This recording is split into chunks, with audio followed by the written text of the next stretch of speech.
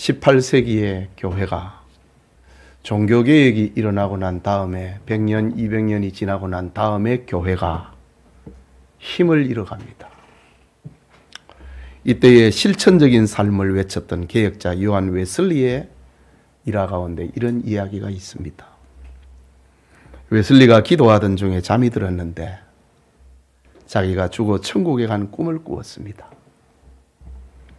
웨슬리는 천사들의 환영 속에 천국 문에 들어섰습니다. 그는 궁금한 것이 있어서 가장 먼저 천국 문에서 문을 지키는 천사에게 물었습니다. 천사님, 이 천국에 저를 따르던 감리교인들은 그동안 얼마나 왔습니까?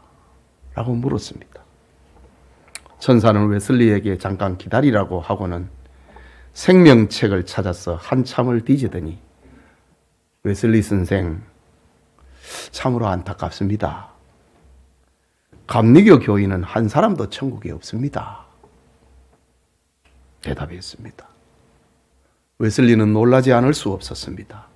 아, 내가 뭔가 잘못 가르쳤는가 탄식을 합니다. 그러면서 천사에게 또 묻습니다.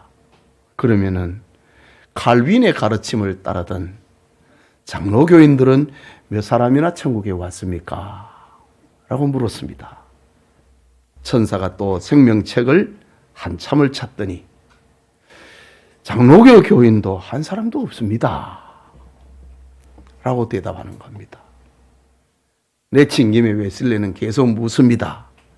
그러면 루터에게 가르침을 받은 루터 교인은 얼마나 왔습니까? 물었습니다. 천사는 루터교 교인도 한 사람도 없습니다.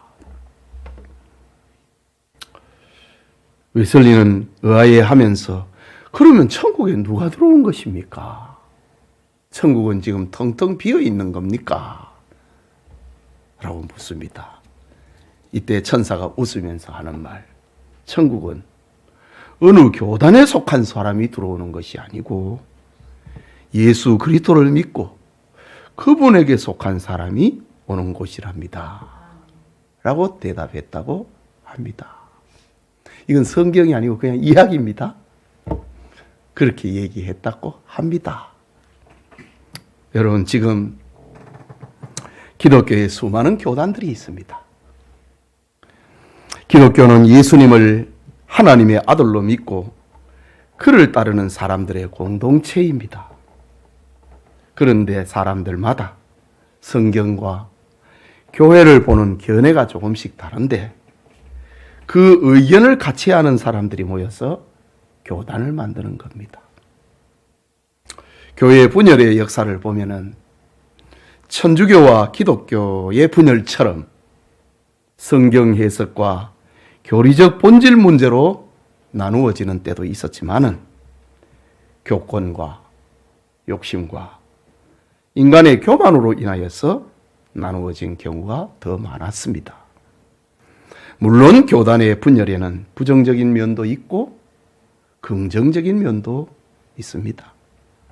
사도행전에 보면은 바울과 바나바가 사도행전 15장에 심히 다투고 갈라섰다고 하는 이야기가 있습니다. 하지만 그것은 복음의 확장이라는 긍정적인 면도 있었음을 부인할 수 없습니다. 그러면 바울과 바나바가 그 다음부터는 안 만났느냐? 그것은 아닙니다. 나중에는 다 하나가 됩니다.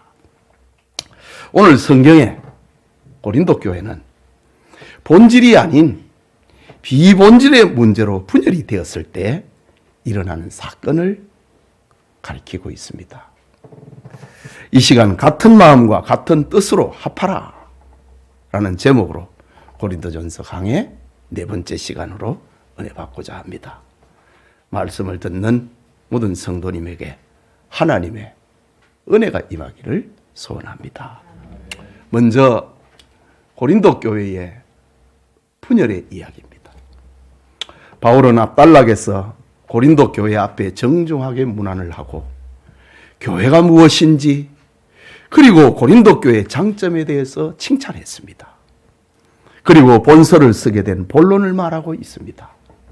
사실 고린도 교회는 도덕적으로 또 영적으로 교회론적으로 지상의 어떤 교회보다도 문제가 많았습니다. 그 중에 가장 심각한 문제는 분열이었습니다. 분열은 외부적인 문제가 아니고 내부적인 문제입니다. 모르는 사람들 사이에 일어나는 문제가 아니고 잘 아는 사람들끼리에 일어나는 문제입니다. 당장 망하게 하는 것이 아니고 서서히 공동체를 망하게 하는 것이 분열이라고 하는 것입니다. 그래서 바울은 고린도 교회의 많은 문제들 가운데 분열의 문제를 첫 번째로 지적을 하고 있습니다. 본문 10절과 11절을 봅니다.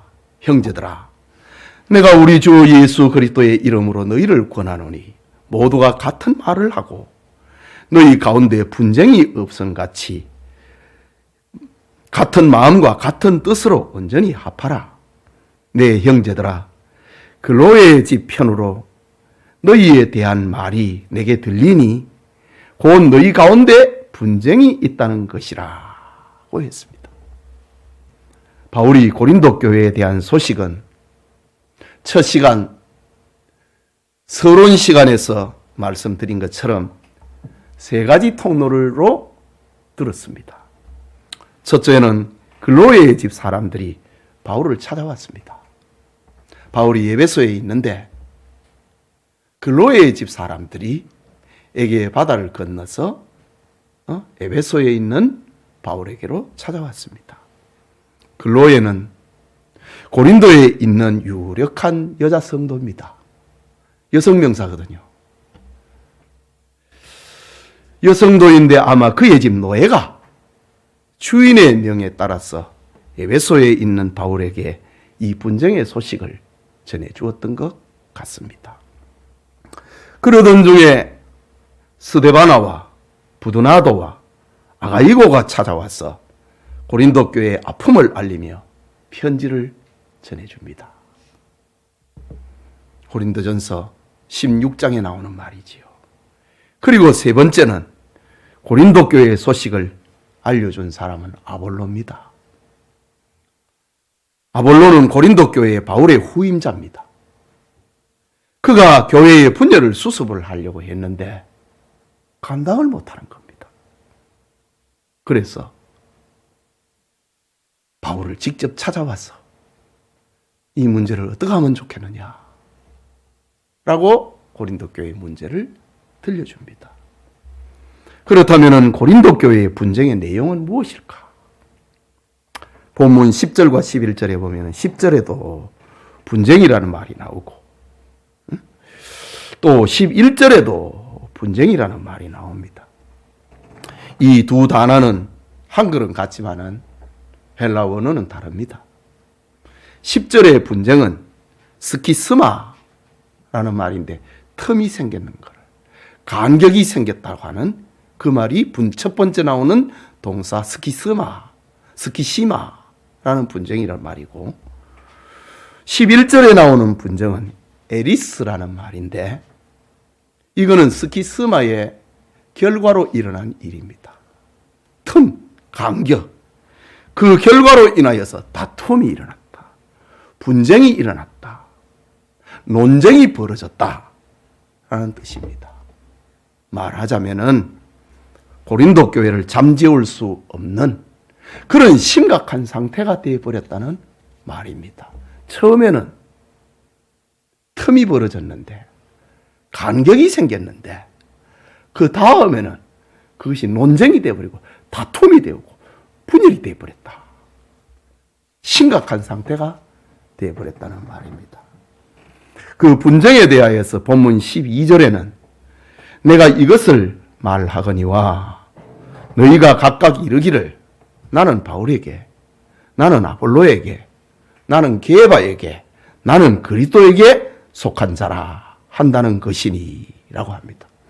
말하자면 고린도 교회는 지도자를 중심으로 네 파가 형성되어 버렸습니다. 첫째는 바울파입니다.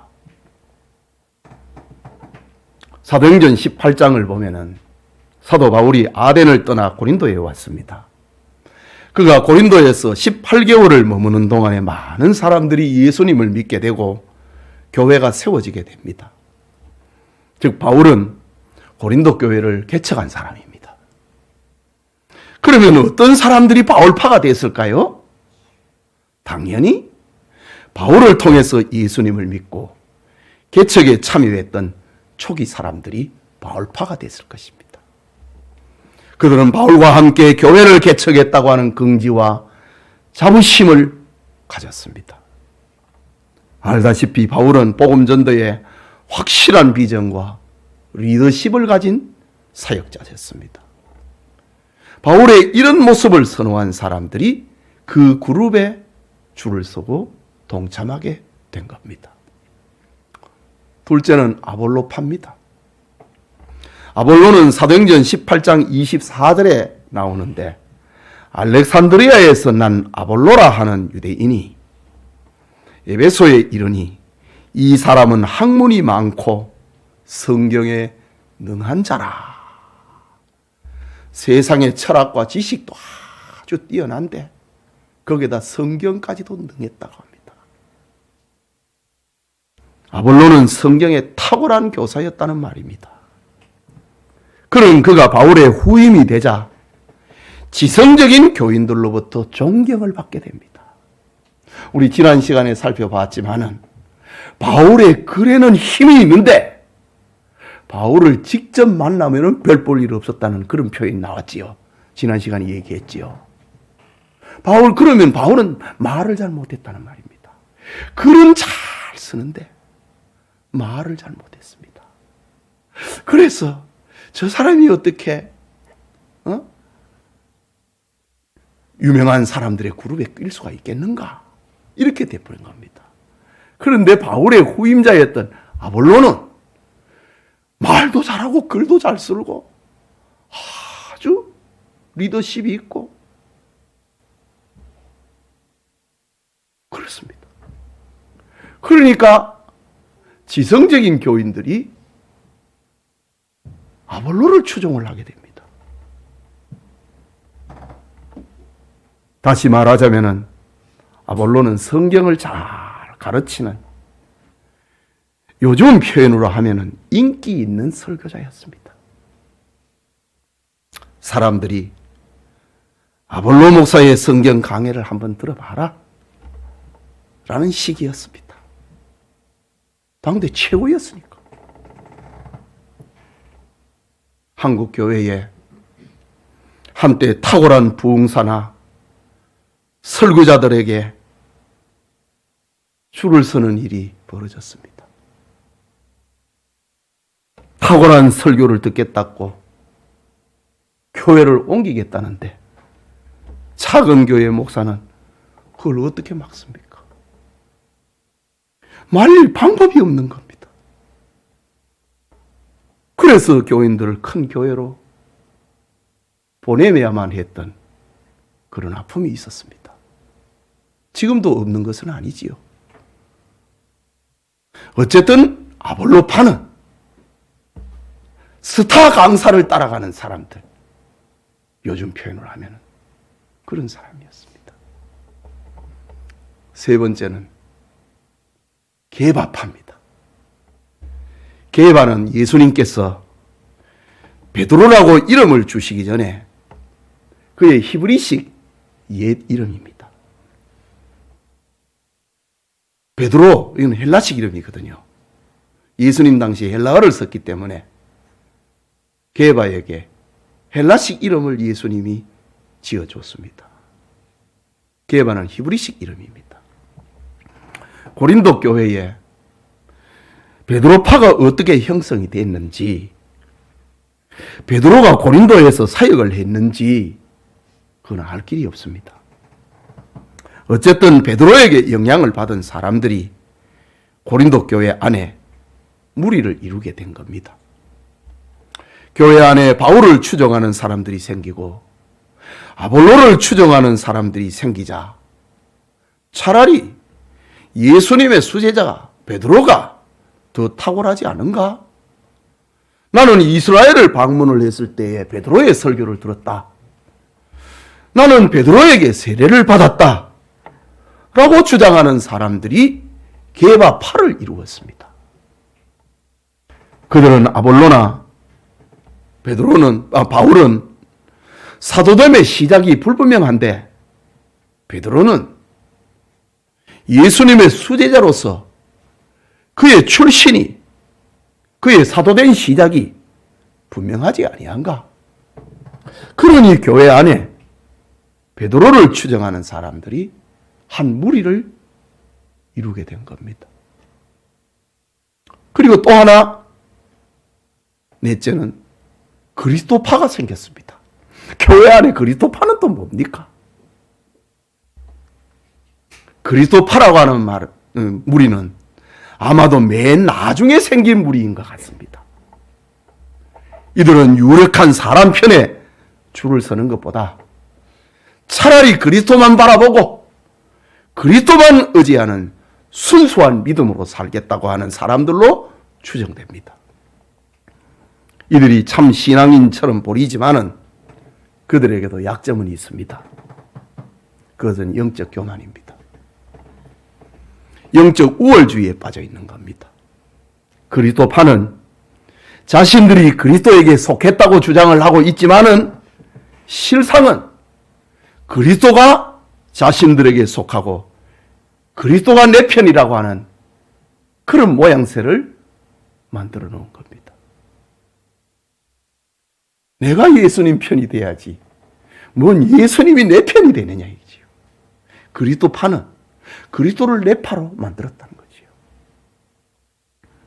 여러분, 오늘날 분쟁이 있는 교회들을 보면은 교인들이 열심히 성경을 말하고 법을 가지고 말을 하지만은 대부분 자기 생각에 지배를 당하고 내가 예수님의 편에 서는 것이 아니라 예수님을 내 편으로 만들고 있는 사람들의 모습입니다.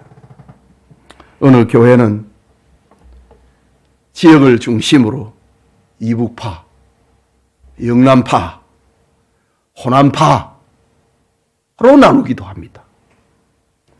어떤 교회는 학연을 중심으로 또 어떤 데는 혈연을 중심으로 파벌이 조성되기도 합니다. 오래된 이야기인데 경북의 어느 큰 교회는 목회자가 자주 바뀌는데 그 교회 장로님의 3분의 1이 강 씨입니다.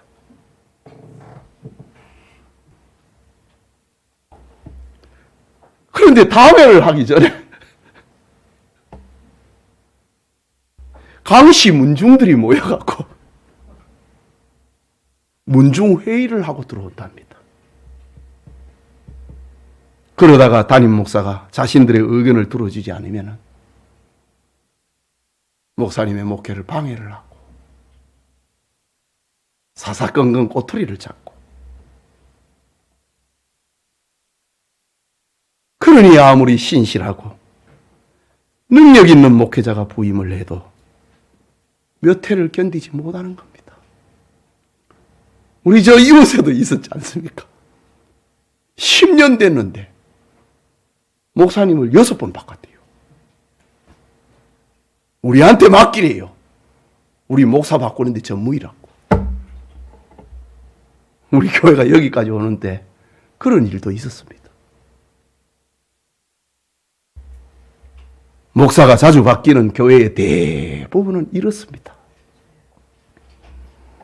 물론 분열의 이유도 있고 명분도 있을 것입니다. 그러나 어떤 이유, 어떤 명분이라도 분열을 합리화시킬 수 없는 겁니다. 교회가 분열하고 성도가 싸우면은 좋아할 것은 사탄밖에 없습니다. 사탄은 힘들이지 않고 어부지리를 얻는 것이기 때문이지요. 이처럼 고린도 교회는 지도자를 중심으로 내 파벌이 형성이 됐다. 처음에는 간격이고 틈이었는데 바울에게 이 소식이 전해질 때에는 막 그게 큰 싸움이 되어버렸습니다. 지금도 한국의 어느 교회는 싸움 난 교회들이 있지 않습니까? 서로 예배당 차지하려고 싸움하고 불도저를 끌고 오고 돌로 던지고.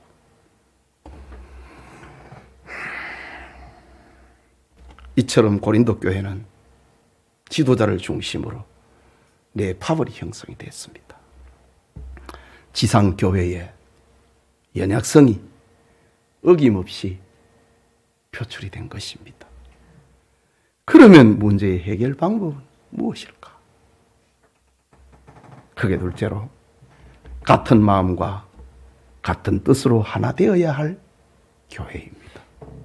본문 10절에 형제들아 내가 우리 주 예수 그리스도의 이름으로 너희를 권하노니 모두가 같은 말을 하고 너희 가운데 분쟁이 없이 같은 마음과 같은 뜻으로 온전히 합하라 라고 합니다. 여기 같은 말을 해라. 이것은 본래의 뜻은 적대하는 국가나 적대적인 정당이 의견의 일치를 보았을 때 발표하는 공동 성명문, 성명서 같은 것입니다. 같은 말이라 이지. 그리고 같은 뜻으로 온전히 합하라 라는 말은 의학적인 용어인데 부러졌거나 어긋난 뼈를 맞추는 걸 말합니다. 어긋난 뼈를 맞춰갖고 제대로 만들어라. 그런 뜻입니다. 사실 분쟁, 그 싸움은 사람이 모인 것은 어디든지 있습니다. 나 혼자 살지 않고 둘 이상 모인 곳에는 분쟁은 어쩔 수 없이 일어납니다. 그러니 죄의 본성을 가진 성도가 모인 교회라고 해서 어찌 분쟁이 없을 수 있겠습니까? 교회도 분쟁이 있다는 말입니다. 그러면 그냥 덮고 넘어가야 되는가? 그것은 아닙니다. 싸우지 맙시다 라고 선언하고 넘어가야 되는가? 그것도 아닙니다.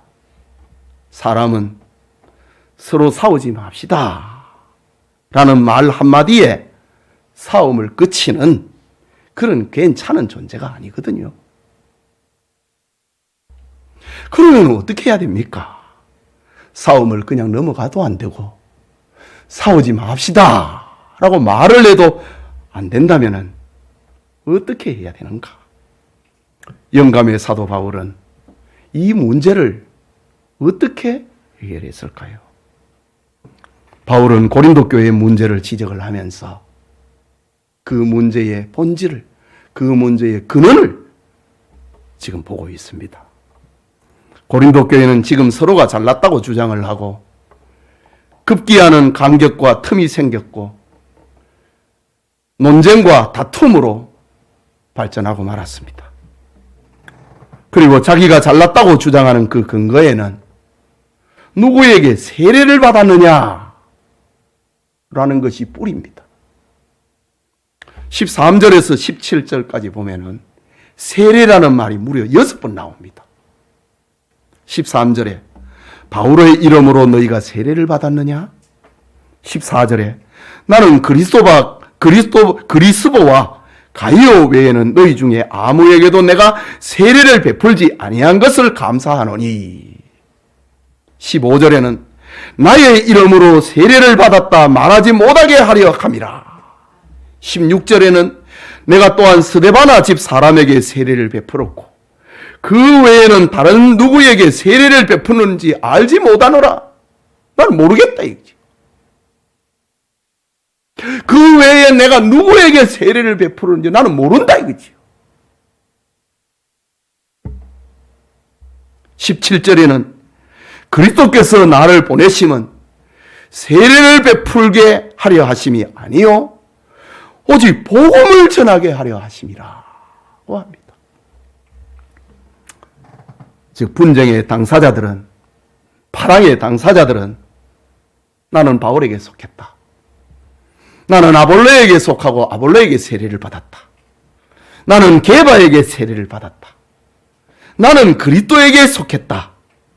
그 분열의 근거는 누구에게 세례를 받았느냐? 그거였습니다. 그걸 가지고 따졌습니다. 누가 더 크냐 이거지요. 바울, 그는 개척자다. 아볼로, 그는 최고의 설교자요 학자다. 베드로, 그는 예수님의 수제자다.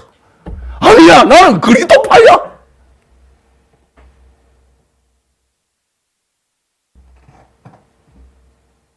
그걸 붙들었다 이거죠. 여러분, 세례라고 하는 것은 성부와 성자와 성령의 이름으로 받는 것인데, 내가 죄인이고 이제 나의 옛사람은 죽고 그리스도로 인하여서 새 사람이 되었다는 것을 기념하는 의식이 세례입니다.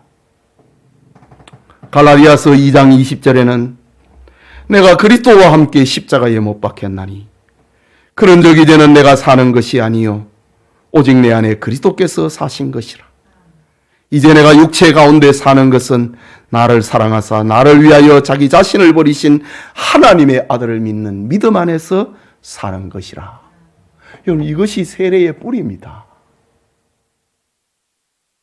그런데 고린도 교인들은 세례의 그 의미에는 관심이 없고 누구에게 세례를 받았느냐, 그걸 가지고 자기 자랑에, 자기 자존심에 재료로 삼았습니다. 그리고 내가 더 크다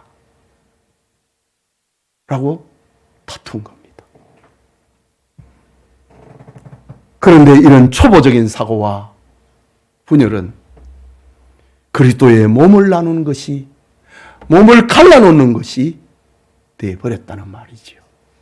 13절에 그리스도께서 어찌 나뉘었느냐, 바울이 너희를 위하여 십자가에 못 박혔으며 바울의 이름으로 너희가 세례를 받았느냐 라고 합니다. 여러분, 교회는 그리스도의 몸입니다. 부르심을 받은 성도는 그리스도의 지체입니다. 지체들이 모여서 한 몸을 이루는 것이 교회입니다. 지체는 서로 싸우지 않습니다. 손과 발이 비록 다른 역할을 하지만 손과 발이 싸우지는 않습니다. 왜냐하면 손과 발은 서로 독자적으로 움직이는 것이 아니고 머리에서 내리는 지시대로 움직이기 때문입니다. 우리가 그리스도의 몸이라면 자기 생각대로 움직여서는 안 되고 또 자기를 위하여서 행동해서도 안 되는 겁니다. 오직 몸 전체를 위하여서. 내가 할 일을 하는 것이, 전체를 위하여서 내가 하는 일을 하는 것이 그리스도의 몸된 지체입니다.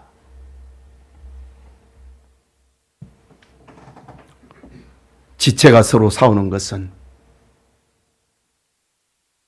다른 몸이기 때문입니다. 고린도 교회가 교회라고 하면서 서로 팔을 나누고 분쟁을 하는 것은 다른 몸이라는 거지요. 그리스도의 몸을 나누어 놨다 이거지요. 예수님은 나눈 적이 없는데 누가 너희를 나누었느냐 하는 말입니다. 여러분, 그리스도의 몸 안에는 우리 모두는 다 같은 존재입니다. 손과 발, 눈과 귀와 코와 입처럼 맡은 일은 다를 수 있지만 그리스도의 지시에 따라 움직이고 그리스도의 몸을 위해서 일한다는 것에는 다 하나입니다. 손이라고 해서 발보다 더 나을 수 없고 발이라고 해서 손보다 더 못한 것도 아닙니다. 교회의 구성원은 모두가 그리스도의 지체입니다. 목사도 그리스도의 지체고 성도도 그리스도의 지체입니다. 목사는 단지 그리스도의 몸 안에서 지체로서 주님의 말씀을 전하는 역할을 하는 겁니다. 그러니 기도하지 않고 말씀을 연구하지 않고 목사 일을 본다는 것은 결국 고린도 교회와 같은 분쟁을 일으키는 원인이 되고 맙니다. 목사를 예로 들고 있지만은 장로나 집사나 구원사의 직무도 목사의 그것과 다르지 않습니다. 여러분, 우리는 예수님이 나를 위해서 십자가에 못 박혀 죽으셨다는 것을 믿습니다. 그것을 알고 그것을 믿으면서 교회에 온다면 우리의 관심은 속죄의 은혜에 있어야 하는 겁니다. 내가 죄인임을 알고 그리스도의 용서가 필요한 자임을 알면서 내가 누구에게 세례를 받았다는 것을 내세우는 것은 정말 어리석은 짓인 겁니다. 이것을 우리는 교회에서 어떻게 적용을 하면 좋을까요? 성도가 교회에 오면은 내가 누구냐? 내가 사회에서 어떻게 어떤 위치에 있느냐? 그것은 잊어버려야 됩니다. 바울도 그랬지요. 다 잊어버린다. 배설물로 처음 여긴다 라고 했습니다.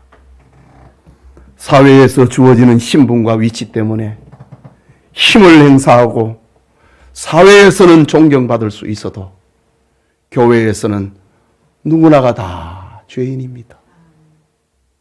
사회에서 힘이 있다고 해서 교회에서도 그 힘을 행사하려고 한다면 그 사람은 교회에 있을 필요가 없습니다. 교회에 있어서는 안 됩니다. 세상과 교회는 전혀 다른 세계입니다. 그리스도의 몸입니다. 교회는. 세상의 사고방식이 통하지 않는 것이, 세상의 사고가 통하지 않은 곳이 교회라는 말입니다.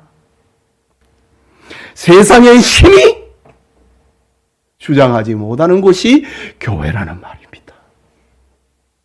그런데도 교회에서 세상의 힘을 내세우고 세상의 사고방식을 드러낸다고 한다면 그 사람은 교회에서 물리쳐야 됩니다. 교회는 다른 것에 관심을 두지 않고 오직 예수 그리스도의 피로 용서받고 천국을 가기 위해서 모인 사람들의 공동체이기 때문입니다. 우리는 천당 간다. 그런데 세상 것 가지고 흔들지 마라 이거지요. 마태복음 20장 25절에서 27절에 예수께서 제자들을 불러다가 이르시되 이방인의 집권자들이 그들을 임의로 주관하고 그 고관들이 그들에게 권세를 부리는 줄 너희가 알거니와. 세상은 그렇다 이거지요. 너희 중에는 그렇지 않아야 하리니. 세상의 힘이 교회에는 통하지 않아야 하리니 그 말입니다. 너희 중에 누구든지 크고자 하는 자는 너희를 섬기는 자가 되고 너희 중에 누구든지 으뜸이 되고자 하는 자는 너희의 종이 되어야 하리라. 이게 교회입니다.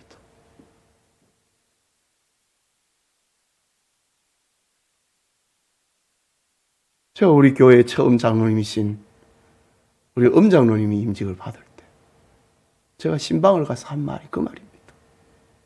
장로님은 교회에 자리 없습니다. 낮아지는 것이 장로님 자리입니다. 섬기는 것이 장로님의 자리입니다.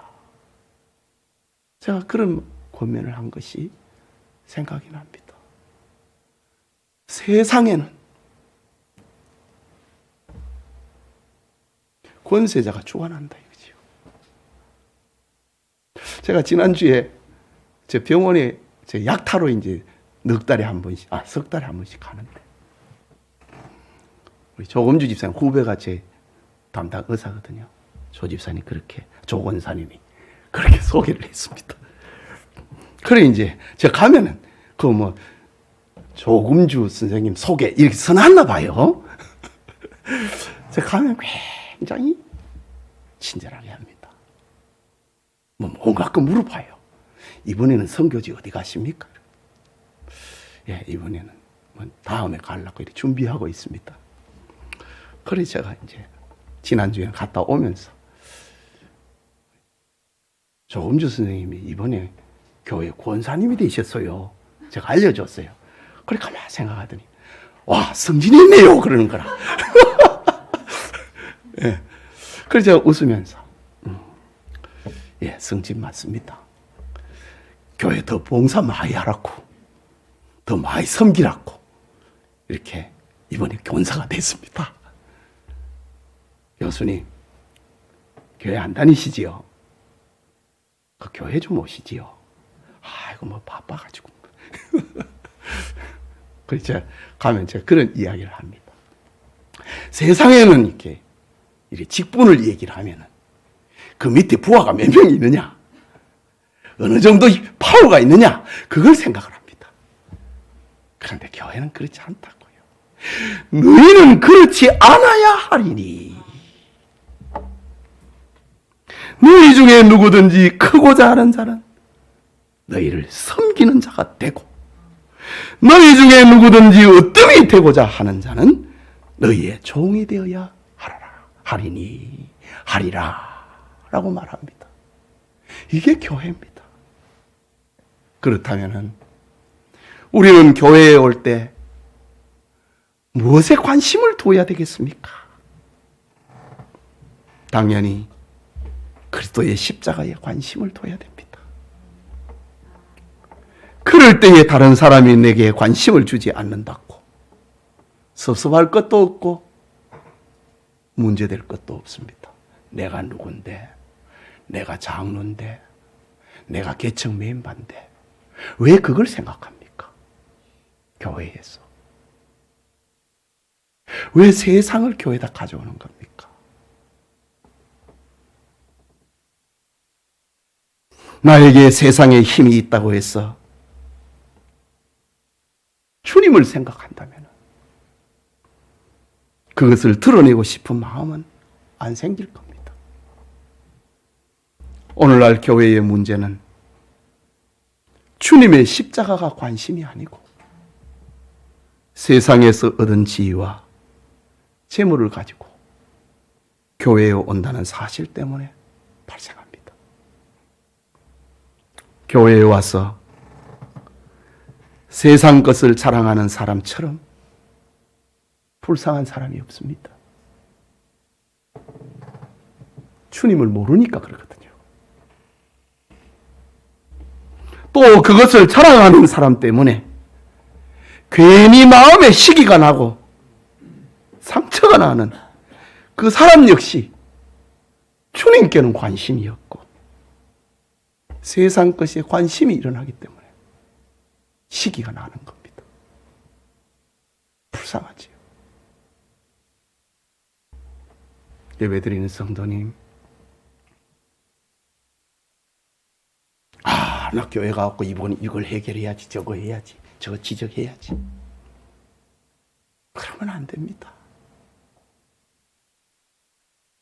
교회에 올 때는 예수님 앞에 내 죄만 생각해야 됩니다.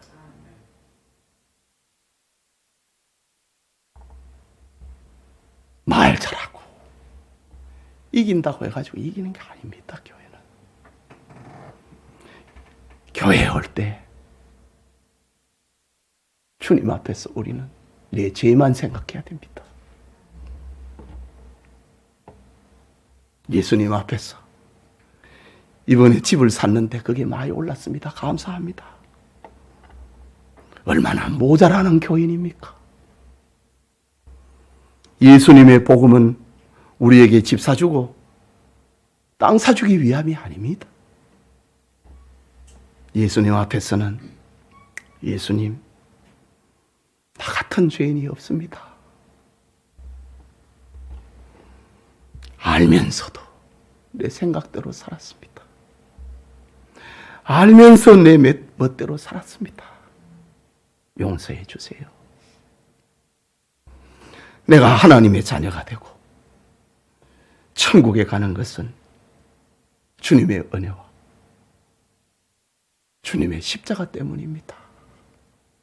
라고 고백을 할 때에 그 사람은 하나님 앞에 영광이 되는 사람이고 그 사람을 통하여서 예수님이 높아지는 겁니다. 예수님이 아니시면은 나는 소망이 없습니다. 그런 사람이 싸움하고 싶겠어요?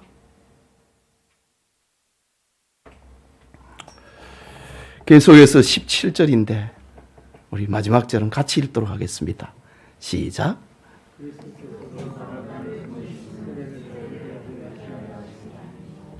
오직 복음을 전하게 하려 하심이로되 말의 지혜로 하지 아니함은 그리스도의 십자가가 헛되지 않게 하려 함이라. 바울이 그리스도로부터 보내심을 받은 것은 얼마나 많은 사람들에게 세례를 주었는가. 그래서 얼마나 많이 모았는가. 주님은 나를 그렇게 부른 게 아니라고 합니다. 복음을 전하기 위해서 주님께서 나를 보냈다고 합니다. 물론 복음의 증거와 세례는 분리할 수 없는 관계이지만은 그러나 엄격하게 말을 하면은 예수님을 믿게 하는 것이 그 어떤 외형적인 것보다 더 중요하다는 말이지요. 바울이 할 일은 사람들에게 죄인임을 알리고 우리는 죄인이다. 그거를 알리고 예수님의 십자가를 믿음으로 우리는 죄 용서를 받고 하나님의 자녀가 되는 것이다. 그걸 알리려고 하나님께서 나를 불렀지. 몇 명에게 세례를 줬느냐? 몇 명을 모았느냐? 내 팔을 몇 명을 모았느냐? 그거 하려고 보낸 거 아니라고 합니다.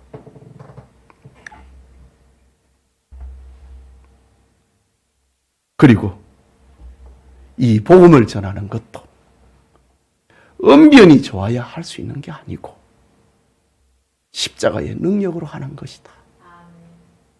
라고 들려주고 있습니다.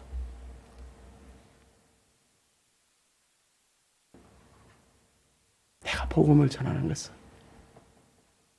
내 말의 힘으로 하는 게 아니고 그 복음의 능력이지, 십자가의 능력이지, 내 말의 능력에 있는 게 아니다.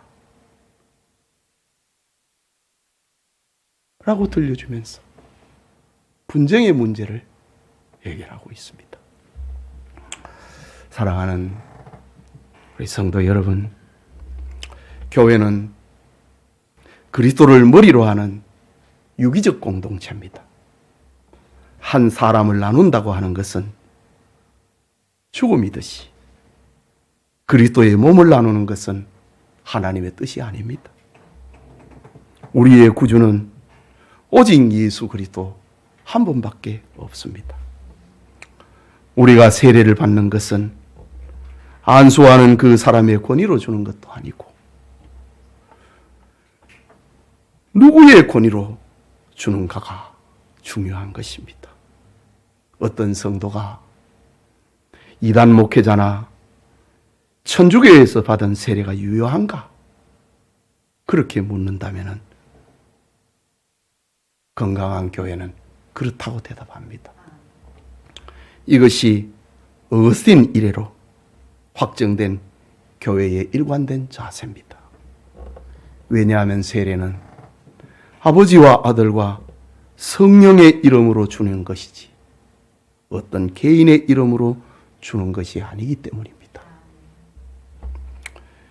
고린도 교회를 분열시킨 교인들은 손가락이 가리키는 달은 보지 아니하고 진리는 보지 못하고 진리를 인도하는 안내자를 절대시하는 그런 어리석음을 범했습니다. 달은 보지 못하고 달을 가리키는 손을 귀하게 여기고 진리는 보지 못하고 진리로 인도하는 사람을 절대시하다가 벌어진 일이었습니다. 여기에 바울은 세례보다 더 중요한 것은 복음 그 자체라고 합니다. 복음은 나의 죄를 알려주는 것이고, 복음은 오직 주님만을 쳐다보도록 만드는 것이기 때문입니다. 교회 안에서 어떤 이유로든지 분열과 분쟁을 일삼는 것은 용납할 수 없다는 말이지요. 오직 그리스도의 피로 죄 용서받고 천국 가기 위해서 모인 공동체가 교회임을 알고 성령 안에서 예수님 안에서 분열을 극복하고 같은 마음과 같은 뜻으로 어긋나고 부러진 뼈를 바로잡아서 하나가 됨을 힘써 지키는 성도님들이 다 되시기를 축복합니다. 우리 말씀을 생각하고 우리 같이 기도합시다. 하나 돼야 된다. 세상 것 가지고 교회를 주장하려고 하면 안 된다. 우리 하나님의 말씀을 우리에게, 우리 교회에 적용을 시켜야 됩니다. 이 말씀을 생각하면서 기도합시다.